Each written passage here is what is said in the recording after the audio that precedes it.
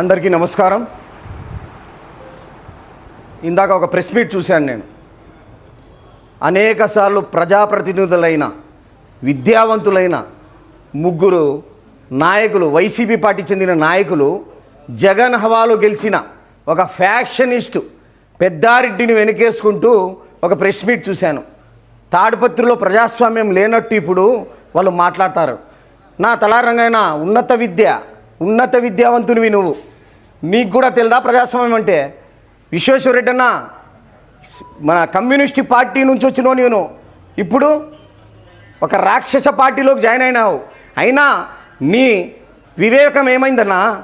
Peddareddy factionist, అతనికి వెనకేసుకొస్తానవా? అనంత వెంకటరామరెడ్డి గారు ఎన్నిసార్లు అయినారా మీరు ప్రజాప్రతినిధులుగా? అలాంటోడు మీరు ఎందుకు, మీకు ఎవరు బలవంతం పెడుతున్నారో లేక ఏం ఆశ చూపిస్తున్నారో, డబ్బాశనో పదవాశనో మీరు మాట్లాడడం నిజంగా దిగజారిపోయినారు మీరు.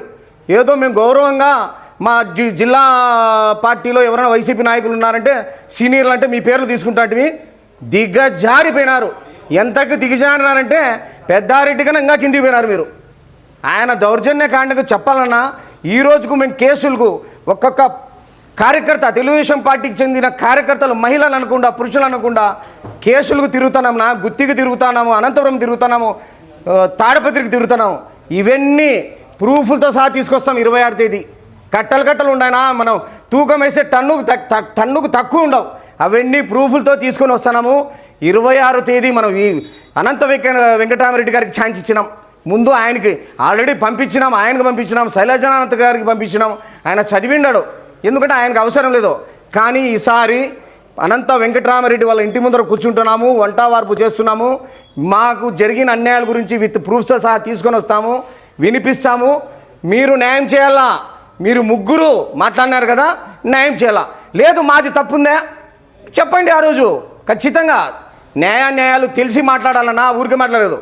నెక్స్ట్ ఛాన్స్ రంగయ్య అన్న మీ ఇంటికి కూడా వస్తాం. ఇది అయిపోతానే మళ్ళీ నీకు డేట్ ఇస్తాం. మళ్ళీ విశ్వేశ్వరరెడ్డి అన్న మీకు కూడా డేట్ ఇస్తాం. ఖచ్చితంగా మాకు జరిగిన అన్యాయాలను ప్రూఫ్తో సహా మీ ఇళ్ళ దగ్గరకు వస్తాము.